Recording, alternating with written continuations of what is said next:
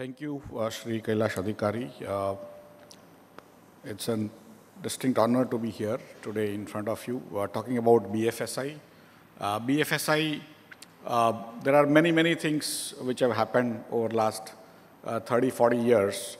And all of us, at least I can see, this group is slightly elder group, whereas today most people who talk about BFSI are all what they call themselves fintech. So I'll take you through the journey. Many of us who have come from banking, we have always been giving a lot of lectures, listening to a lot of lectures on inclusion, financial inclusion. And that is probably from 1980s, that how do we create inclusion of people who did not have ability to get banked. Unbanked had to be banked, because when I was studying, I was always told that if India has telephone line in every home, then its GDP will continue to increase 2% per year on year for next 1,000 years. Because we did not have it, so people were telling us that GDP will increase by 2% extra if you have only telephone lines at home. And they knew it is very difficult to get telephone lines in every home in India. We tried, but literally it used to take 5 years for a telephone line to come to your home in 92, 93. Similarly, it was also said that additional 2% GDP will increase if all the people in India could have a bank account. So these are all the economists who used to tell us 50 years back that banking and telephone lines are going to increase India's GDP, whatever it is, it will increase by 2 plus 2 extra 4%. And if you look back all those papers and research papers, peer-reviewed research papers coming out of Oxford and Cambridge and wherever, it used to be like that only, saying you do this, then the prosperity will come. And we always used to think that how will we do this, right? How will we achieve this? And in some ways today, after 30, 35 years of liberalization, you can say started somewhere around 1990, 91. So we are almost 33 years from there. And today, by quirk of fate, of course, by also a lot of hard work and planning, execution on behalf of everyone, but also by regulators, that today India is pretty much the innovation hub in the entire world, especially for BFSI, but for many other things. And so that is the story I want to tell you, that how India got into this. Why did it happen? Why did everything which is something to do with technology start from finance, and where we are today, where we are going? So around 1990-91, we started liberalizing, not out of choice, but out of the balance of payment crisis. We had serious balance of payment crisis, and we did not have even 15 days of foreign exchange available with us. I had just started my job in IDBI. At that time, it was a financial institution. And we did not have 15 days of foreign exchange, so we had to actually pledge our gold, which was lying with RBI, to banks abroad. And that is how we raised the funds. We did not default as a country on the repayment of foreign currency loans, which we had taken as a sovereign. But we came extremely close to that. We have never defaulted in our entire history of independent India. Many countries default in their loans, sovereign loans, very often. Brazil, Argentina, Pakistan. Many of them have become habitual. And once you figure out why people keep on giving them additional money, is because they get charged more and things like that. And of course, there are other backside arrangements which get made and things like that. But India has been what I call a good student of economics, and also has been a good citizen of the world, that we never defaulted. But in 91, 92, we came very close. And that is the time Dr. Manmohan Singh, who used to be RBI governor at some point, he was also in World Bank, and he had seen how the economic progress that was happening in export-oriented countries, and the countries which were very closely controlled, like India, were losing out because we were very inward looking. In 1947, we became independent. And at that time, many of our leaders and as a society, we decided that, I'm making this up, but broadly this is how it happened in my mind, that we decided that we will not trade with the world. Because somebody came to trade with us from outside world and subjugated us, so we will basically be self-reliant. Mahatma Gandhi also gave that sort of framework of charkha and everything, which was basically every village has to be self-sufficient, self-reliant, and don't depend on outside. As a country also will not trade with others because they come and subjugate us. So we became very inward-looking. And our leaders also had studied, most of our leaders were from rich families. Otherwise, you would not have gone to the UK to study. So they were like, even Mahatma Gandhi was son of a minister in the state where his father was working. And similarly, other people, they were largely rich people who went to UK, but they were feeling deprived because Britishers were ruling those people who were supposed to rule us. And so we wanted independence. In a way, their framework, they were feeling deprived, and they got impressed by the logic, the marketing, the sales, and also the real achievements of the socialist republics like USSR and other things, that they are able to create huge industrialization and take up their per capita GDP very fast. And when India becomes independent, we will be able to do that. And so that's where we became inward-looking and we became socialist. And put together, we continued from 1947 to 1991. We had many near misses in 1970s, where the world went through a serious issue of inflation and other things. But 1990s, and 1990s also was a time where USSR were breaking down. If you see perestroika, some of you are old enough would remember German unification. Those were the time the capitalism had won and the socialism or communism had lost. It was just beginning to take shape, but leaders who were moving around, we were all not aware, but they were aware that this philosophy is not working out, and that's where we liberalized. As soon as we liberalized, the stock market started going up, and prices of many stocks went up many-fold, assuming that when the liberalization happens, all these people who had controls of what they can produce, how they can produce, there used to be license Raj. Some of you have heard, but many of you might not have experienced. But those days, somebody sitting in Delhi, a bureaucrat, would decide how many blades India would require to shave itself in the morning. And then that guy will say, you have to do it in particular place in Bihar or probably in Haryana, where there is no electricity, no roads, no coal available, no steel available, and still you have to.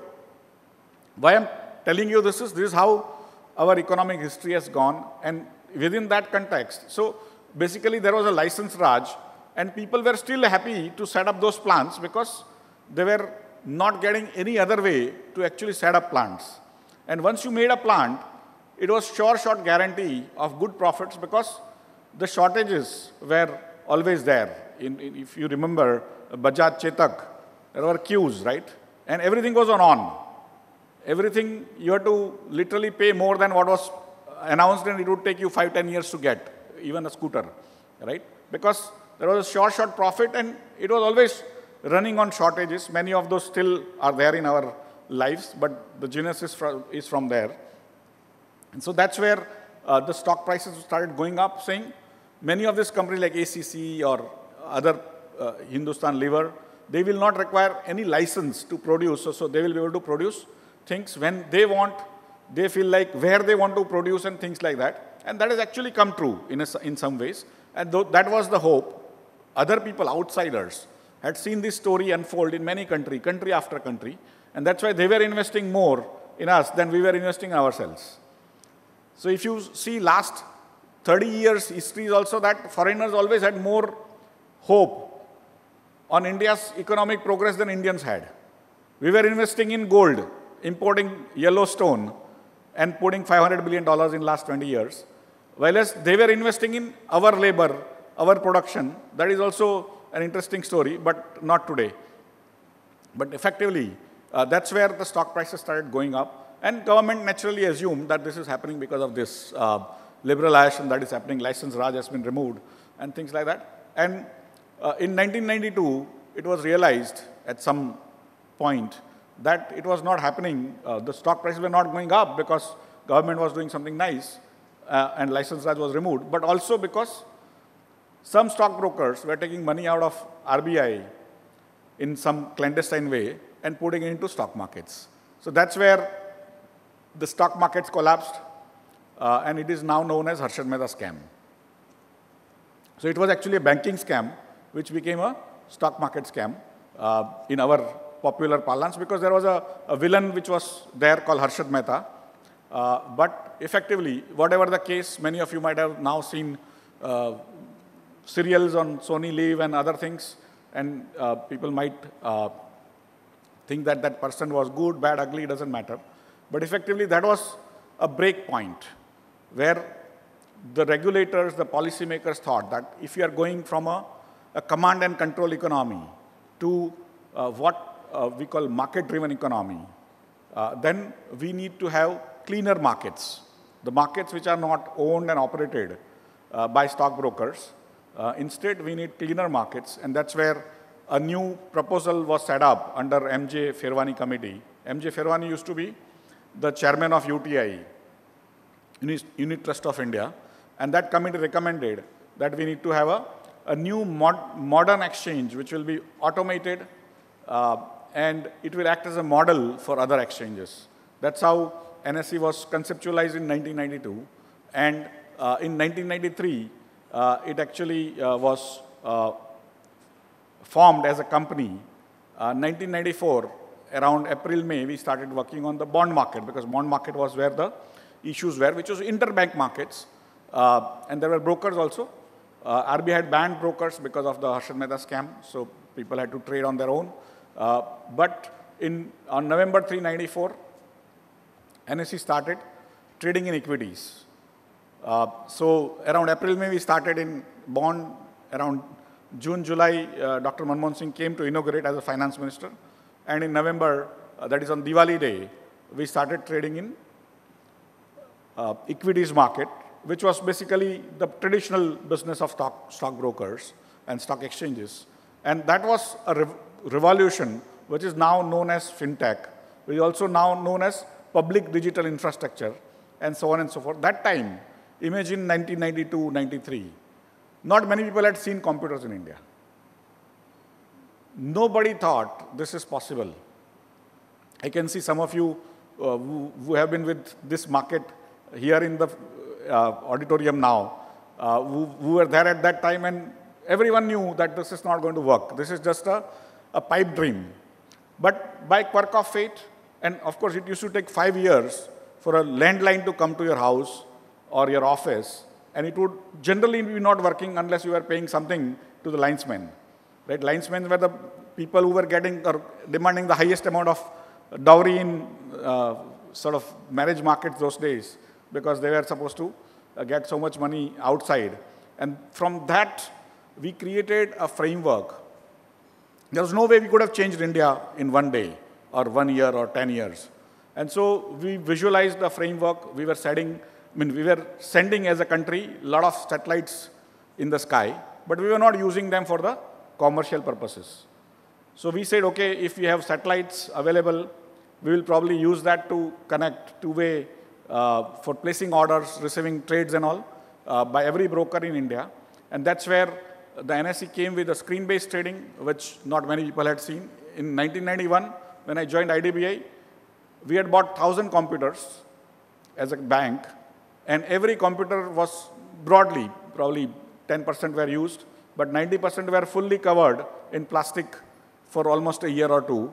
And in the meantime, we had a strike by all officers and all employees opposing computers, that will take away our jobs. So it was like just coming into India, nobody thought how computers work. People who had actually access to computers also had never opened.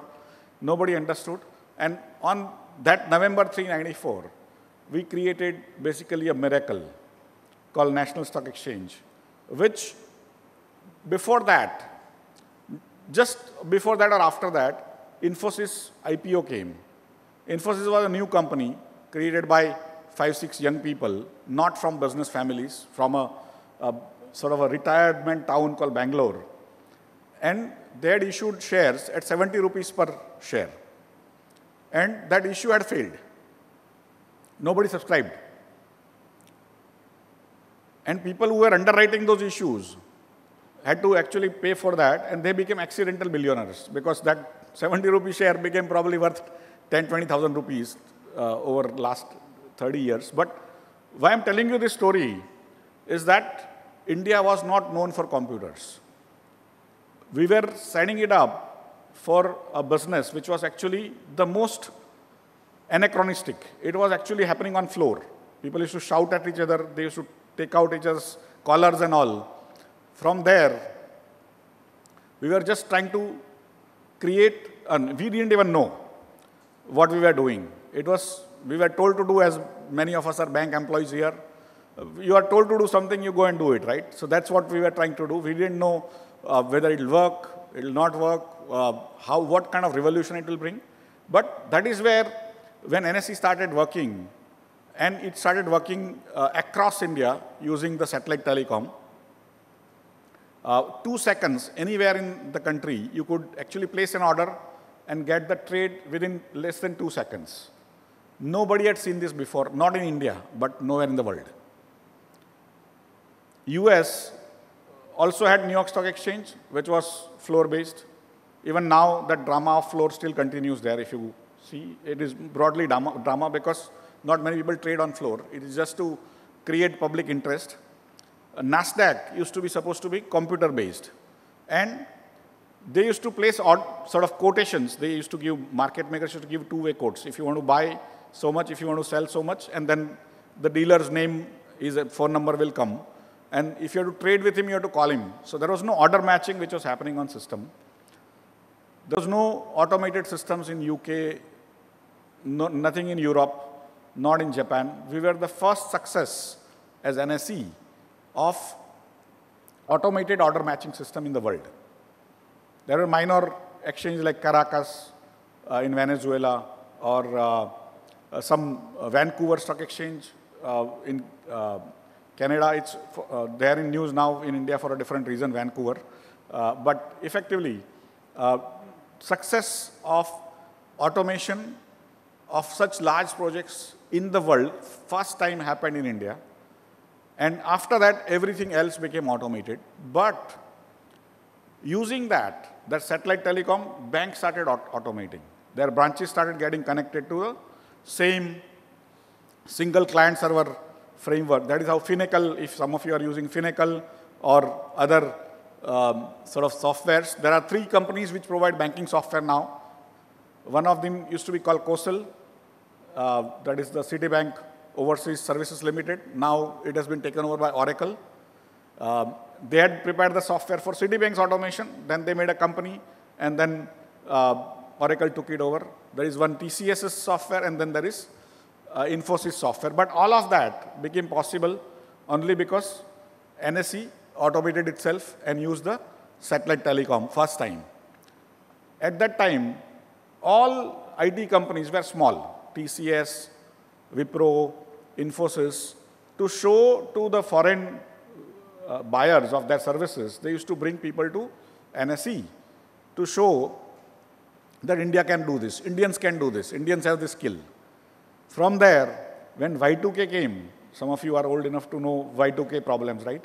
That banks were to close and airlines had to close on the 1st of January 2000 because they had programmed the year with only 2 digits before 2000 instead of 4 digits. So instead of writing 2001, we were writing 01. So all the banking systems had to change because suddenly when you go from 1990 to 2000, it becomes 00. And how do you calculate the index, the interest for the next?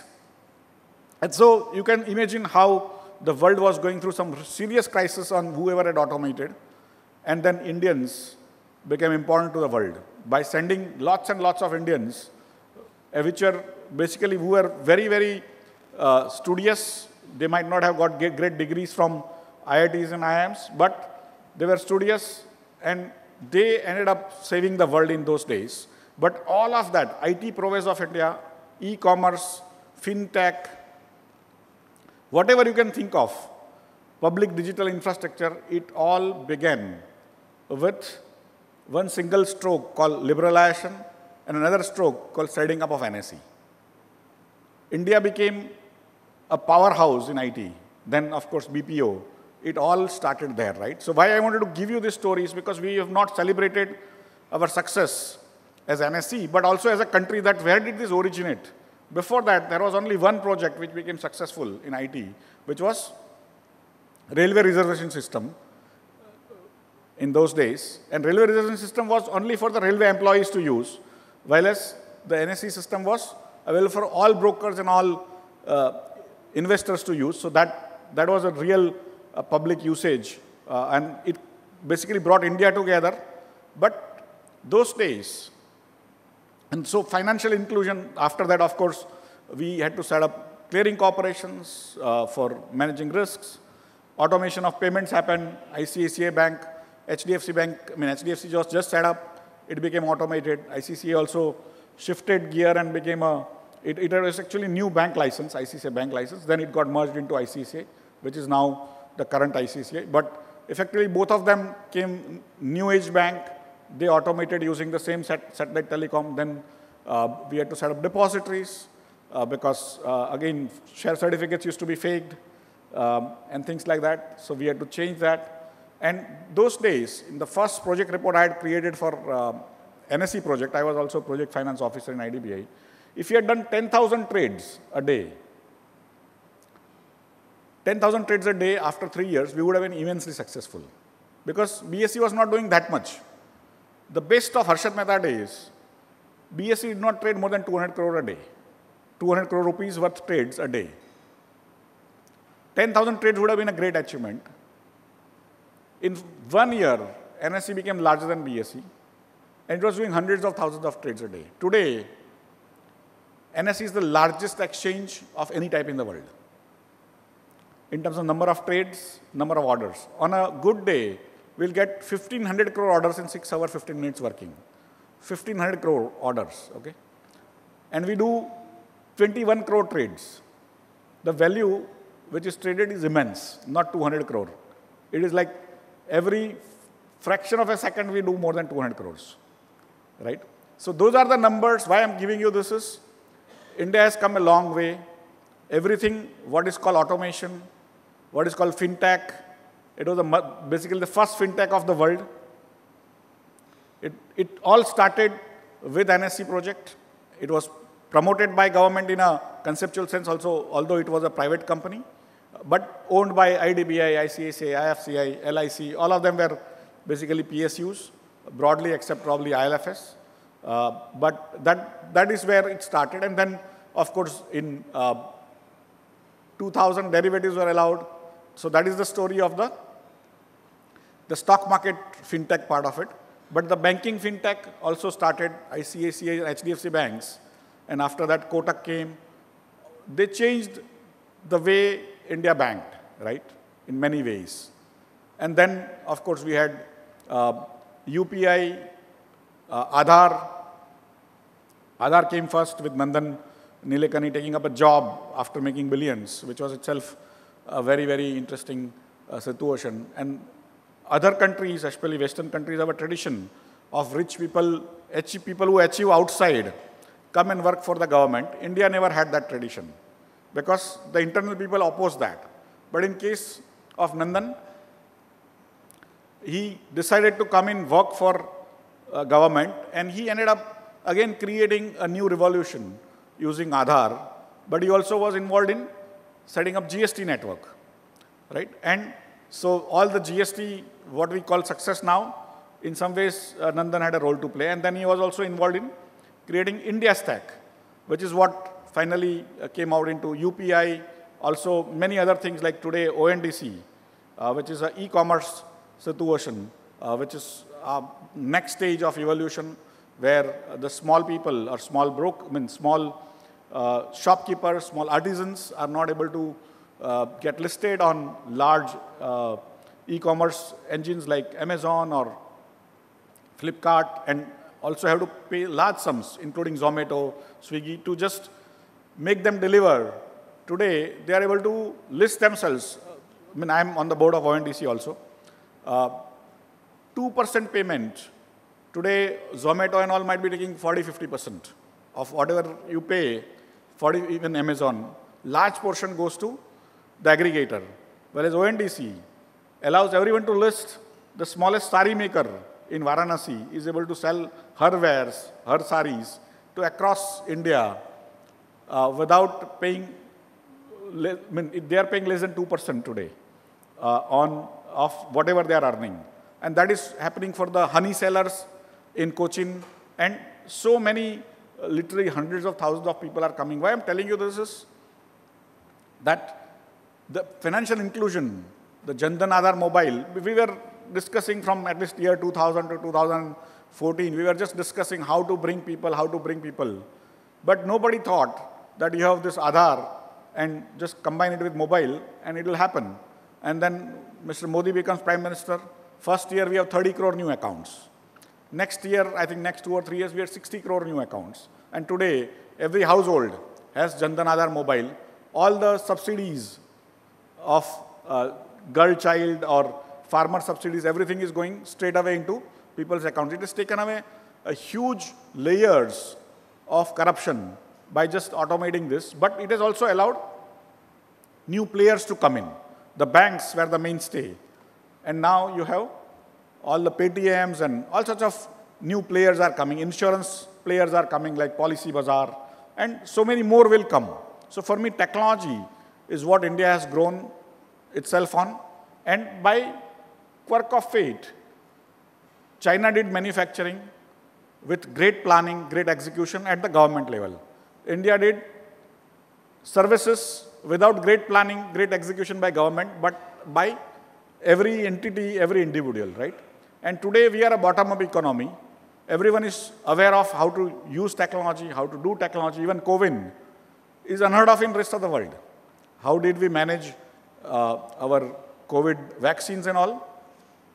Nobody can even today, after completing it, 1 billion people, 1 billion and a half people getting 2 doses of vaccines, anywhere in India, in the remotest corner of Ladakh or Arunachal Pradesh, is unbelievable by many, many standards. It is like a sci-fi movie happening in a place which was existing 500 years back. People from anywhere cannot even believe unless they come here, understand, and still it is not believed. They think it's basically a faking like China does. When you go, they put up shows. Here, a small-time vegetable vendor is able to take money on her UPI account. It is part of the inclusion, right? We were talking about inclusion. We were spending a lot of money on 5-star hotels and not doing anything. Today, it has happened and we are not talking, right? So these are achievements of this industry, the banking industry, the insurance industry, banking and financial services that include stock markets. And that's what I wanted all of you to remind, that over the last 30 years, we have achieved a lot. And any country will be able to produce more if it has a good infrastructure. If it has good roads, ports, those are what I call hard infrastructure. If you have electricity, roads, ports, and many other areas, then you are supposed to have a better growth because people are able to produce and reduce the cost of logistics and all. So I now divide the infrastructure into 2 parts. One is what I call hard infrastructure, all the roads, ports, gutters, and bridges and everything. That is hard infrastructure. We have been lagging there. We are working very hard to go there. Probably in 5–10 years, we'll reach what the Western countries have done. But there is another thing called soft infrastructure, which is what is going to produce the future wealth. The hard infrastructure was what I call ability to produce wealth on 19th century technologies. And soft infrastructure is going to allow you to produce new wealth in the 21st century. And that is where in soft infrastructure, that is 4G, 5G, e-governance, ability for people in India to teach somebody sitting in Russia for 1 hour, take $35, or do some software programming sitting here, or take orders at McDonald's in New Jersey. Those are the things which are being enabled by new technologies. India is the capital of the world in soft infrastructure. The future wealth is going to be created by this soft infrastructure. And India, with its young population, which is adapted to the new technology, is going to be far, far better at producing newer wealth than any other country, which has older population, which is not easy, which doesn't find it easy to adapt to newer technologies, because technology is the only thing that changes and that creates wealth.